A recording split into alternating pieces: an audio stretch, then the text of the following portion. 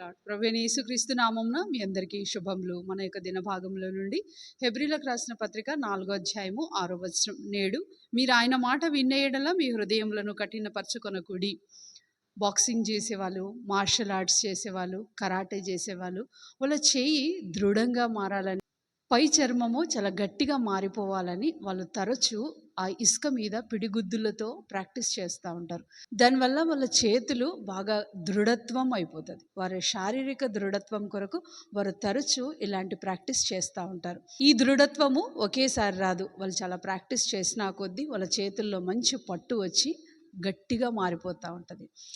అయితే మనము ఆ శరీరం యొక్క అవయవాలు ఏ విధంగా అయితే దృఢంగా ఉండాలని ప్రాక్టీస్ చేస్తూ ఉంటామో, ఒక్కొక్కసారి మన హృదయాన్ని కూడా అనవసరంగా కఠినపరుచుకుంటూ ఉంటాం. ఏదో ఒక భేదాభిప్రాయం వచ్చింది. ఆ భేదాభిప్రాయం ఎంతవరకు కొనసాగుతూ ఉంటుంది అని అంటే, ఒకరిని ఒకరు చూసుకోలేనంత ద్వేషం పెరుగుతూ ఉంటుంది. ఒక తల్లి కడుపులో పుట్టిన ఇద్దరు అన్నదమ్ముల మధ్యలోనే చిన్న వాటి కాడ ఒక చిన్న భేదాభిప్రాయం వచ్చిందా, ఎన్నో సంవత్సరాలు మాట్లాడుకోకుండా పోతే మన హృదయము అంత కఠినపరుచుకుంటూ ఉంటుంది.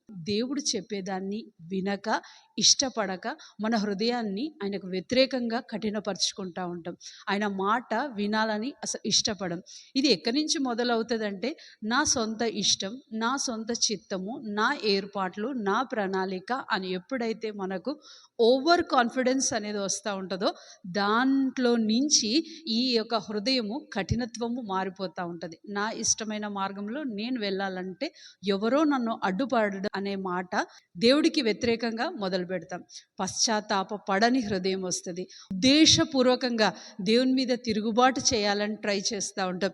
ఏమవుతుంది, నేను ఇలా చేస్తే ఏం జరుగుతుంది అని మన సొంత ఆలోచనలతో దేవునికి వ్యతిరేకంగా ప్రవర్తించడానికి ప్రయత్నిస్తూ ఉంటాం.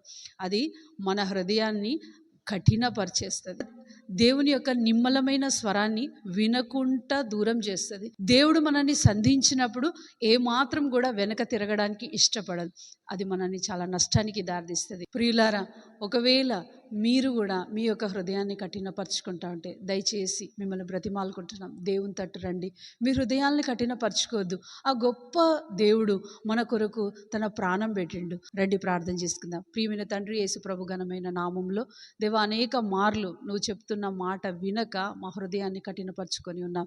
దయచేసి మమ్మల్ని క్షమించి తిరిగి మేము నీ చేత సమకూర్చబడినట్లుగా మాకు రోజంతట్లో సహాయం దయచేయండి. ఎక్కడ కూడా మా సొంత ఏర్పాట్లు మేము చేసుకొనక నీ ఆలోచన ప్రకారంగా నడుచుటకు సహాయం దయచేయమని ప్రార్థిస్తూ యేసుక్రీస్తు నామంలో ప్రార్థిస్తున్నాం తండ్రి, ఆమేన్.